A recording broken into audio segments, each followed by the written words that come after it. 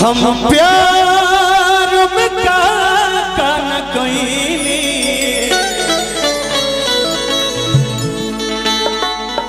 उनका तो खबर नहीं है बेचैन बमल तरसे उनका तो असर नहीं है। अरे काला सूट में क्यूट लगेलू कश्मीर के फूल तारा अखिया के गजरा काला काला दिल कुट लागे ये नमिता ये हमारा याद आ रही है कि देख के याद पड़ रहा कि तारा अखिया के गजरा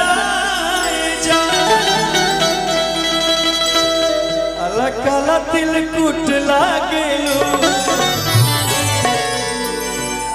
काला सूट में क्यूट लगेलू कश्मीर के फ्रूट लागेलू। लेकिन भाई लोगों का मन है तो थोड़ा एक लाइन कौन सा जुदाई ना सहाय तो होइबे करी लेकिन तनी कुछ मार लेवे दो कि हम प्यार में का न कईनी उनका तो खबर नहीं है। हम प्यार में का न कईनी उनका तो खबर नहीं है। बेचैन बमल तरसे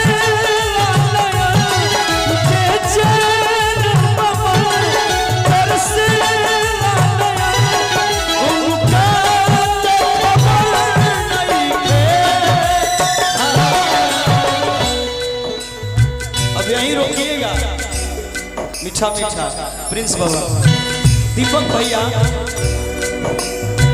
अदिति को आप बुलाइए। ये बताइए ये तो मैंने गाया कि हम प्यार में का ना कईनी हमारा तो खबर नहीं है लेकिन मैंने किसी धुन का सहारा लिया। ये धुन कौन सा है धुन कौन सा है हम